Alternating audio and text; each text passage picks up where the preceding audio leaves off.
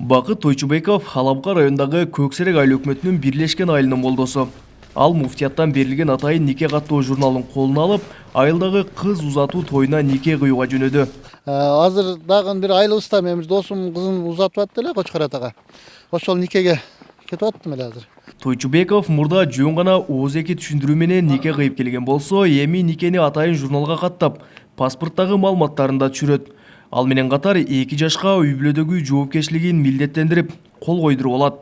Журнал биздин ушу дин аалымдарыбыз муфтият тарабынан нике каттоо деп август айынын этегинен баштап бул журналдар келди бизге. Ар бир бул журналдардагы ар бир аттестациядан өткөн имамдарга гана берилди да. Бақыт Тойчубеков журнал келгенден бери 20 жаш үй бүлөнүн никесин каттууга алганын айтат.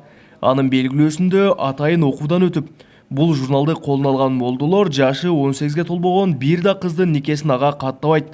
Бул өз кезегинде кыздардын эртең никеге туруусун жана ажырашууларды азайтууга шарт түзөт.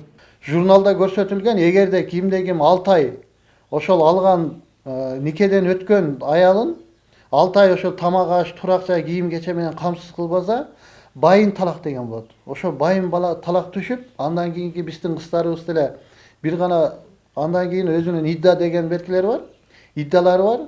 Ошо иддасы чыккандан кийин ал эркек бага албаса, башка бага турган кыздарыбыз деле өзүнүн турмушун, бактысын тапсын деген мааниде ушул бардык милдеттер айтылып. Никени молдолор тарабынан расмийлештирүүнү жергиликтүүлөр да колдоого алышкан.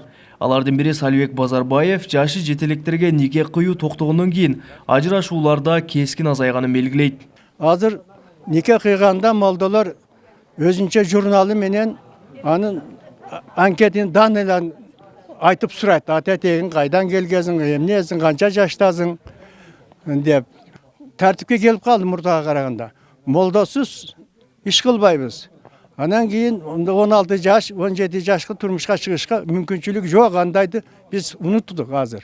Азыр 18 жаштан 19 жашка кеткенден кийин анан турмушка берип атабыз.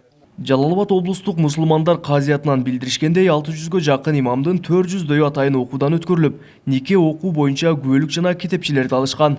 Ал эми нике кыюу акысы 1000 сом деп бекитилип, ага атайын дүмүрчөк берилген. Кабылбек Көчкөнбай уулу, Тынчбек Доолдаев, Жалал-Абад облусу.